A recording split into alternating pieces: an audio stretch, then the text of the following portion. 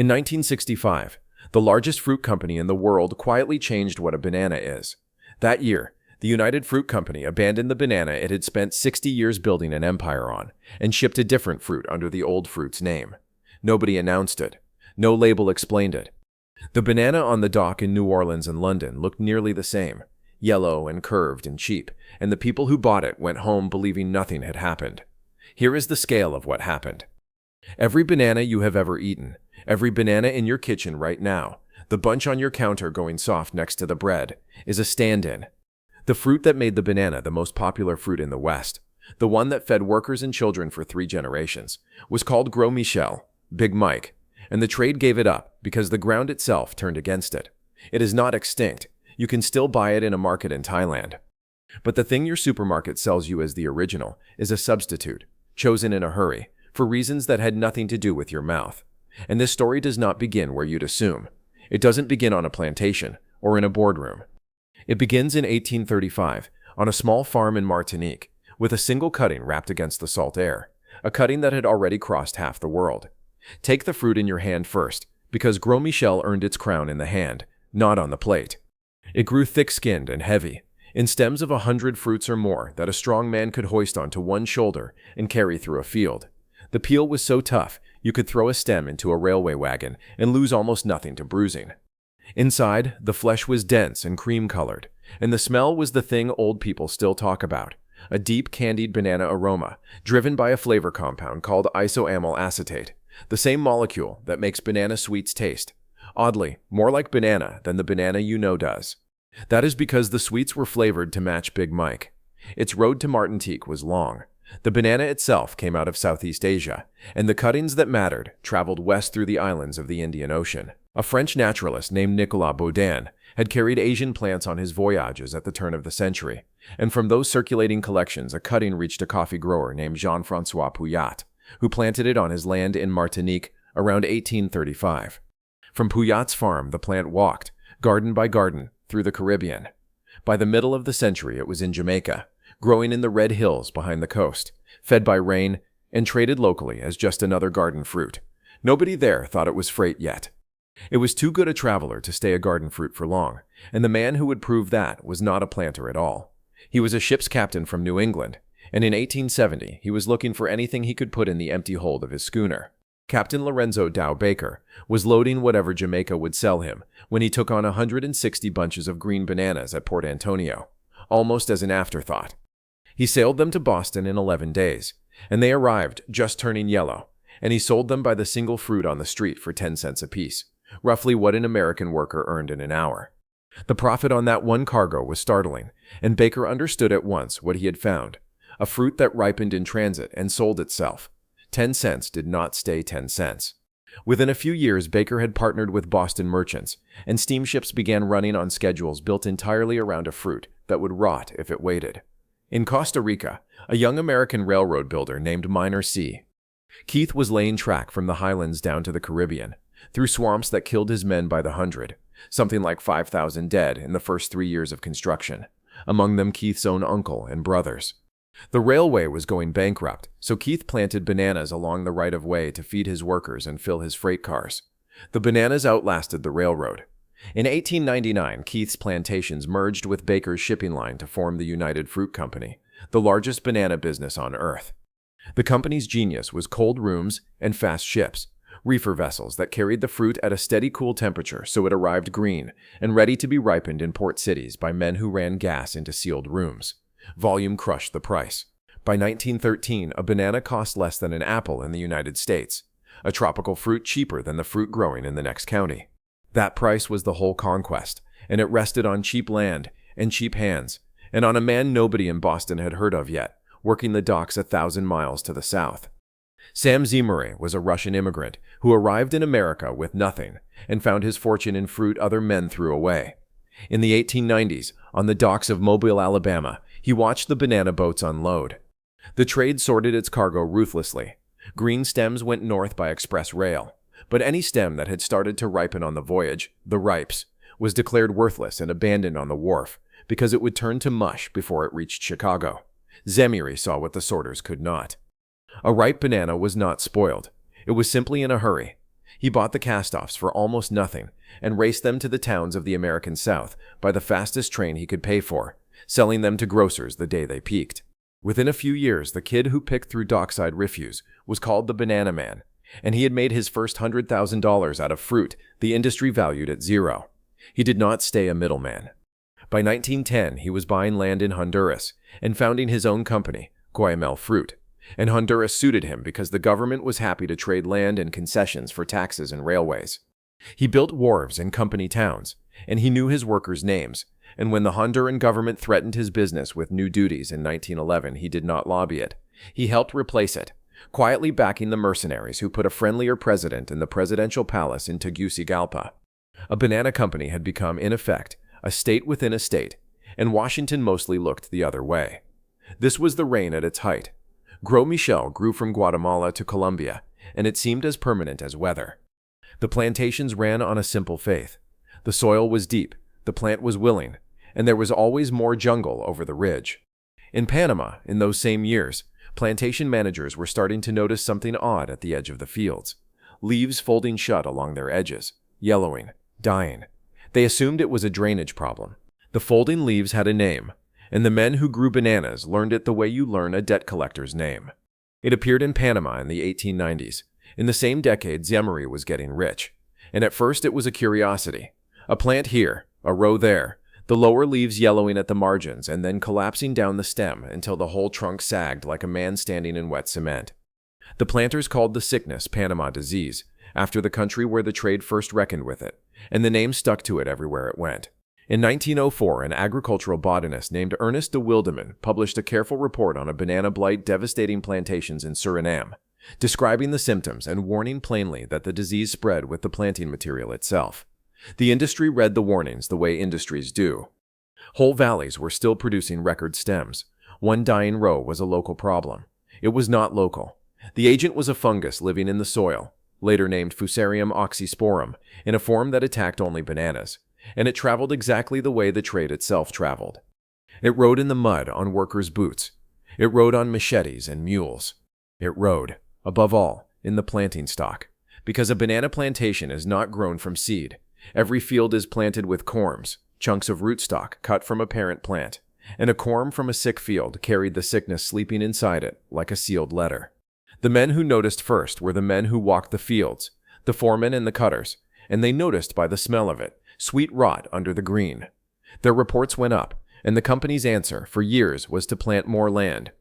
That answer had a cost nobody had counted yet, because the fungus did not leave when the banana plants died. It stayed in the ground. Here is what the fungus actually does to a banana plant, step by step, because it is a quiet and ugly piece of engineering. The spores wait in the soil, in some soils for decades, and when a banana root grows past, the fungus enters through the small wounds every root carries. Inside the plant, it climbs into the xylem, the bundle of vessels that pulls water from the roots to the leaves, the plant's plumbing, and the only plumbing it has. The fungus grows there, and the plant fights back by gumming the vessel shut, and between the invader and the defense, the pipes close entirely. Water stops moving. A banana plant is mostly water, and it starves standing up, the big leaves yellowing from the edges inward, folding, hanging down the trunk in a brown skirt, while the fruit on the stem ripens small and wrong or not at all. Cut the trunk open, and the vessels show rust-red streaks, like the plant has bled into its own veins. The trade tried to fight it, and the fighting made things worse before it made anything better. The fungus could not be sprayed, because it lived in the soil. It could not be bred around easily, because every Gros Michel plant on Earth was a clone.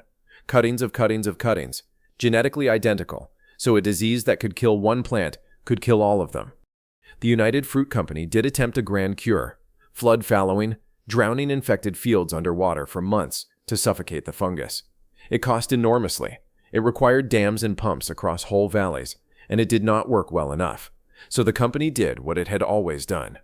It abandoned the sick valley, burned a fresh corridor into the jungle, planted clean corms in clean soil, and ran until that soil turned sick too. It was not a cure. It was a retreat on a schedule, and schedules run out of map. Costa Rica tells you how the end actually came, because Costa Rica is where the banana industry began and where it first died. Through the 1930s, the Atlantic lowlands, the same swamps Keith's railway had crossed, the soil that had launched the whole trade, went down valley by valley. United Fruit abandoned its Caribbean plantations there and leapfrogged the entire country, opening new ground on the Pacific side around Golfito and Quepos, an expensive and unprecedented admission that the Old Belt was finished. The pattern repeated down the coast of Central America through the 40s and 50s. Plant, harvest, yellow, move. The company's ledgers tracked it coldly, cost per stem climbing as the distance from port to healthy soil grew longer. The world went on eating bananas through all of it, because the retreat was invisible in the shops. The fruit still arrived. That is the strangest part of the story. The industry's emergency was fought entirely out of sight, in the mud, while the price in the grocery stayed low and steady. By the early 1960s, the arithmetic had turned. Clean land within reach of a wharf was nearly gone. Flood fallowing had been written off, and the surviving plantations were spending more each season to harvest less. The exact last sailing of commercial Gros Michel is a date the record keeps quietly, in shipping manifest rather than headlines. But the trade itself marks the changeover at 1965, the year United Fruit formally gave up on Big Mike and converted its export business to a different banana. A fruit that had been the cheapest food in the western city, that had fed 2 world wars worth of workers and schoolchildren, was withdrawn not by a law or a war, but by soil. And it was not killed outright. Small plots of Gros Michel survived anywhere the fungus had not reached, in Africa and across Southeast Asia, growing on in gardens and local markets, while the world trade wrote it off. What died in 1965 was not the plant, it was the plant's job. Somebody had to hire a replacement, and the hiring had begun years earlier in a research station in Honduras. The man in charge of finding the next banana was not a grocer and not a farmer, but a plant scientist, and his laboratory was a clearing in the Honduran lowlands. United Fruit had built its research station at La Lima in the 1940s, close to the plantations, close to the problem, and from 1947, its pathologists were systematically collecting banana varieties from around the world and planting them in deliberately infected soil, feeding candidates to the fungus, one after another, and writing down which ones were still standing. It was an audition with a single judge, and the judge was the soil. The winner was not unknown. It was a stocky, thin-skinned banana from the group the trade called Cavendish, and the specific cultivar that passed the trials was named Valerie. Cavendish bananas had been grown for decades in greenhouses and gardens, known and ignored, because next to Gros Michel they were considered inferior freight, softer, quicker to bruise, fussier. But Valerie stood in the disease test plots at La Lima and did not die, and in the late 1950s that was the only qualification that mattered. United Fruit's great rival, Standard Fruit, the company behind the Dole label, reached the same conclusion from the other direction, planting Cavendish on its own infected ground and beginning its conversion a few years ahead of United. Read the record of those trials and you will not find a page about flavor. The question asked at La Lima was, does it live? Everything else, how it shipped, how it tasted, how it felt in the hand, was a problem to be solved after the soil was beaten. The decision, when it came, was less a choice than a surrender with paperwork. And the new fruit arrived carrying a problem of its own, one so basic it nearly sank the whole plan. Its skin. The skin was the catch, and it rebuilt the industry. Gros Michel's peel had been armor. You shipped it as whole stems, thrown loose into a hold. The Cavendish skin was thin, and a stem of it riding loose in a ship arrived as bruised mush. So the trade invented, in a few frantic years, the system you still live with today. The stem is cut into the small clusters called hands at the plantation, washed, floated through a bath of fungicide to stop rot at the cut crowns, packed into cardboard boxes of exactly 40 pounds, and shipped as cargo like any other manufactured goods. The box exists because the banana is weak. Every part of that line, the dehanding tanks, the bath, the box, the refrigerated container, is compensation for the peel Gros Michel had, and Valerie did not. State the criteria plainly, because they are the whole story. The successor was chosen to survive the fungus that had killed its predecessor, first and above all. It was chosen for yield, for uniformity, for the way its compact fruit fit the new boxes and ripened evenly in the gassing rooms of New York and Liverpool. It was not chosen for aroma, or density of flesh, or the way a fruit tastes when it is genuinely ripe. Nobody at La Lima was foolish, and nobody was malicious. They were an industry that had just watched its product die, optimizing for the single variable that had nearly ended them. And here is the detail that reframes your fruit bowl. Cavendish is a clone too. The export Cavendish descends from plants grown at Chatsworth, the Duke of Devonshire's estate in England, where the head gardener Joseph Paxton flowered them in a greenhouse in the 1830s, and every Cavendish banana you have ever eaten is a cutting of that stalk. The industry had replaced one genetically identical world crop with another. It had traded a thick skin for a bath of chemicals, and depth of flavor for survival, and what exactly that trade cost is worth slowing down for. Peel the two fruits side by side, and the difference is not subtle. And it is not nostalgia. Gros Michel's flesh is denser, creamier, closer to custard. Cavendish is softer and wetter. The aroma is where the gap widens.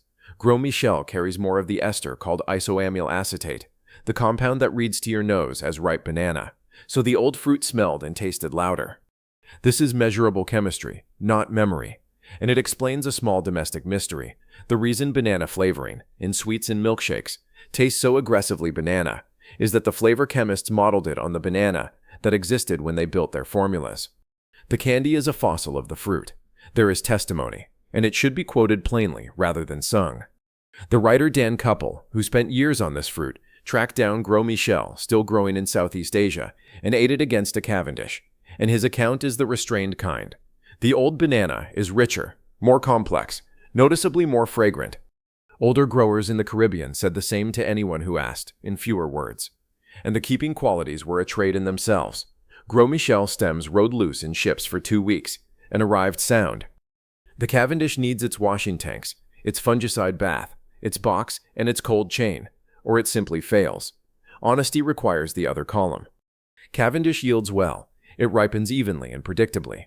It suits the box and the supermarket shelf, and its resistance to that first fungus fed the world cheaply for 60 years. The swap was not a scam. It was a rescue with a price, and the predecessor is not gone from the earth. In the markets of Bangkok, you can buy it today, under its Thai name, Kluai Hom Thong, stacked in golden hands, smelling the way your great-grandmother's fruit bowl smelled. The whole story of what was traded is sitting there on a stall for a few coins, which is more than can be said for what the trade built on its way up. And that reckoning is short. It fed the schoolchildren of Boston and Liverpool for a dime. It built the railways of Costa Rica out of swamp. It made fortunes for captains and for a Russian immigrant picking cast-offs off an Alabama dock. And it emptied the pockets of the men who cut it in the heat. It toppled a government in Honduras over an export tax. It filled the holds of the fastest ships on the Caribbean. It put a tropical fruit within reach of people who had never seen the sea it crossed. And in the space of one working lifetime, it left the shelves so completely that 2 generations have grown up never knowing it was there. Now hold that shape up against the present. The world banana trade again runs on a single variety, genetically uniform from Ecuador to the Philippines, every plant a copy of a copy, every box of fruit identical to the next. And the fungus has a descendant, a strain the specialists call Tropical Race 4, first recognized destroying Cavendish in Taiwan and Southeast Asia in the 1990s, confirmed in the soil of Colombia in 2019, a short flight of mud from the plantations of the Americas. Once again, the laboratories are collecting candidates. Once again, the soil is the judge. The industry that replaced one clone with another clone now watches the second clone meet the second fungus, on the same terms, with the same narrowness underneath. This is not a warning, because warnings are cheap and this story has no use for them. It is arithmetic. One variety fed the world and died by one disease. One variety replaced it, chosen against that disease and nothing else. The variables have not changed, only the dates have. The banana did what the banana was built to do, and so did the ground. Today the ships still run. Ecuador sends out more bananas than any country on earth, with the Philippines, Costa Rica, and Guatemala behind it. And the fruit that fills their boxes is the descendant of those Chatsworth greenhouse plants, Valerie and its Cavendish kin, washed, boxed, and gassed into ripeness within sight of your street.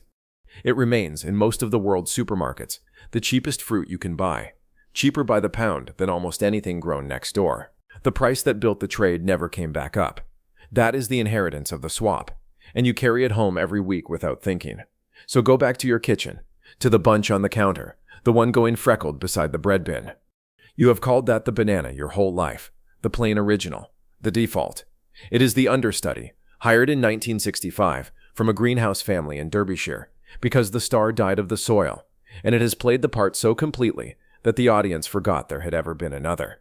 Something real was traded, and now you know its name. Gros Michel, Big Mike, the banana replaced. If this is the kind of story you want more of, subscribe. There is a lot more history sitting in your kitchen. And tell me in the comments what the banana is called where you live, and whether your market sells more than one kind, because in much of the world, it still does.